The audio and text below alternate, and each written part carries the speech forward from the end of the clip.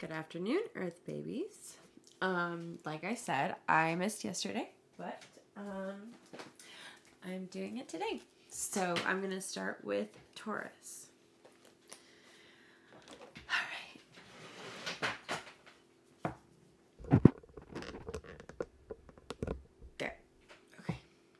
Por noster, quies in caelis, sanctificate non tuum, adveniat regnum tuum, fiat voluntas tua, sicut in caelo et in terra. Panem nostrum quotidianum da nobis hodie, et debita nobis, debita nostra, sicut nos debitibus debitoribus nostris, et ne nos inducas in tentationem, sed libera nos a malo. Amen. All right. So,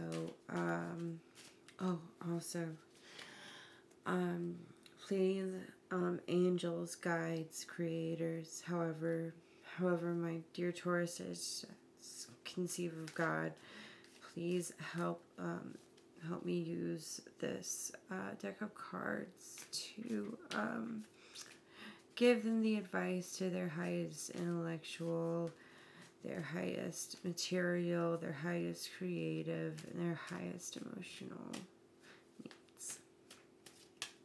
Thank you, Amen. All right. So, all right. Four of Swords. So, right now it looks like you're dealing with some sort of betrayal.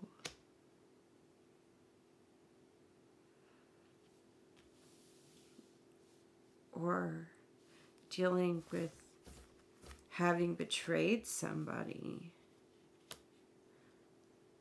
And it had to do with money. So either you are the betrayed or you're the betrayer. And it was something having to do with business and finance. So in your recent past, I've got the Five of Swords.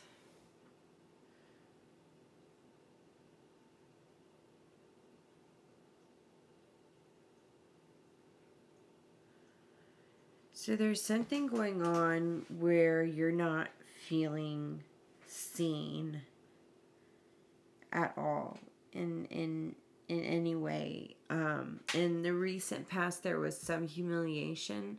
So maybe you got something back for yourself, but it took more than you expected, maybe. Let me continue pulling. Let's see. So the influence that you're unaware of is the Four of Cups. So it looks like you got a decent support system behind you. And this is looking more like you stole back something that was yours already. And wow, there's a lot of swords. There's 1, 2, 3 swords. The Six of Swords is taking a new direction in life. So yeah, somebody took something from you, whether it was your identity or your sense of self, or yourself, like how you felt about yourself, like somebody put you down. You through work of your own and through the support of the people that care about you, you were able to gather that back, because in the recent past, you have Five of Wands, and in the near future, you have the Six of Wands, which means whatever you did lost, you now have. Now, you're looking at yourself as the Hanged Man, which means that you somehow went through alternative means than you're used to come upon regaining the sense of self.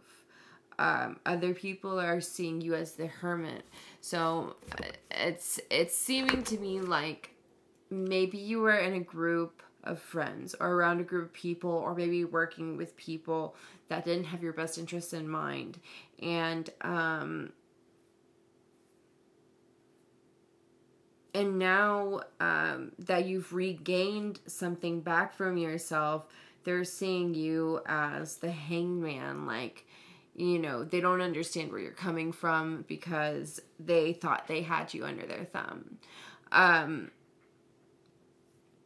And the hermit, and then they're saying you, like, why can't I not control this person anymore? And the answer is because you understand what's going on now, where before you didn't, and before they were kind of leading you in a direction that you wasn't for your best interest. We'll just put it that way. Hopes and fears, the Ace of Cups. So let's see, we have 10, 14, 24, 28,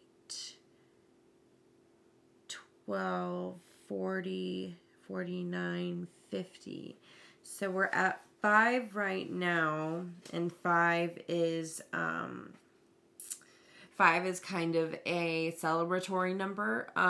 It's usually the number of people who are like, whose numerology is 5, are like the partiers and like the center of attention type of people. So maybe you were pushed into that, and that's not maybe where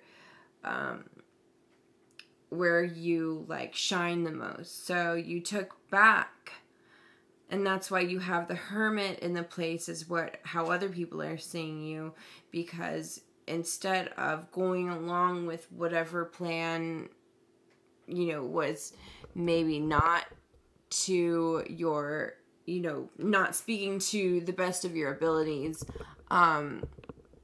you're now living in a way that emphasizes your strengths better. And this hopes and fears, Ace of Cups, you're worried, since you have the Six of Wands in your future, there is a journey being made, whether it is physical, spiritual, it's intellectual, obviously, but that doesn't mean it's none of the others. I'm seeing this as like kind of like an allegory for like maybe growing up or maybe maturing. And so the Ace of Cups, your hopes and fears, is that you're not going to receive the same kind of love that you did. Maybe it could be like somebody coming out, for example. That doesn't necessarily mean that's you, but there is a change coming, and you are a different person than like you were either being forced to be, or these people saw that as you, and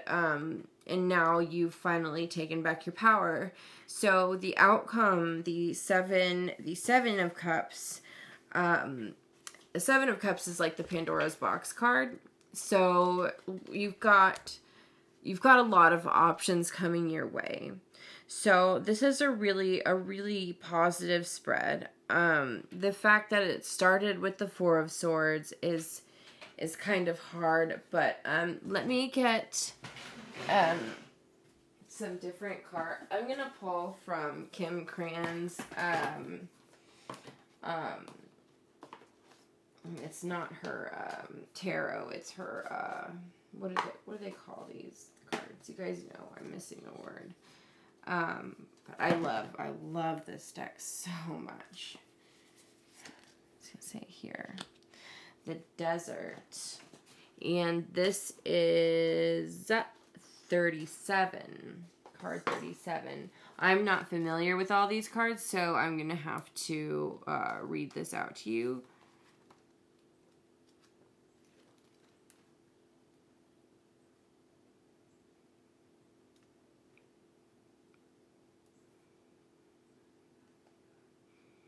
Oh.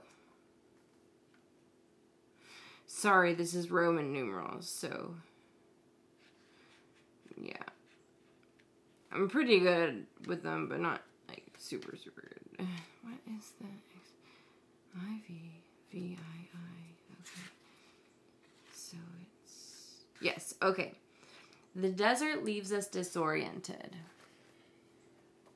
So this is the card I pulled to, maybe give another look into this. So the desert leaves us disoriented, desperate for direction, grasping for meaning. So this is maybe how you felt when you realized you were being led by others and not by your own, your own beliefs. For endless miles, we are confronted with a lack of clarity and existential dread. We are thirsty, hungry, pleading with life to get back to normal, to become animated by the simple pleasantries from day-to-day life. The desert offers no such comfort at all and must pass through it. So also, this could mean that you are in a cycle and you're done with it because of the Six of Wands. You're done wavering in the desert. You're ready to go on the path that you were meant to go on, and you've got the strength now to do so. Its lights are blindingly bright, and its darks are terrifyingly deep, which makes for an unbridled creativity and clairvoyant visions. Truths reside in the desert that otherwise remain hidden. The crows, the shadows, the coyotes' call surround you. Let the winds and sands work their deep magic, weary traveler. So you are the weary traveler. So let all of this sink in. Don't make any major decisions right now. I'm not an astrologer, but my the last 3 polls I did for the fire signs also gave me a feeling of like this is not the time to make any grand decisions at all. So when light, the desert is surreal, strange, unexpected visions and silence. When dark, drying, deadening, disorienting, isolating, you could be in a relationship with a very narcissistic, like malignant narcissist, or you could be being gaslit. So and you may be just finding this out now, and it may be, for me, I know it was a pattern I was repeating, and it took things to get really dark before I found the truth. So hopefully this isn't your situation, but if it is, everything passes. Everything truly passes. Go deeper. Frank Herbert's Dune. Yeah, that one just came out. It's so good. The book is so good too. Barry Lopez's Desert Notes. Edward Abbey's Desert Solitaire. Oh, I love Ed Abbey. He's a great author too. The desert is alive and pulsing with energy. Despite its desolate appearance, turn toward it rather than away from it. When in the throes of the desert, contemplate following. You are not alone. You will have more supplies with you than you think. Water is very, very near. I think that's applicable. Let me know in the comments if you think so. Please give me a like and subscribe. Let me know if my readings, if you identify with them at all, because I'd love to keep doing this, but if it's if it's not there for me, it's not there for me. So yeah, just please leave some information in the comments. Oh, and go follow my new art only Instagram, please. I haven't added anything new to it because I just finished a painting, but I will soon. All right, thank you so much. Bye.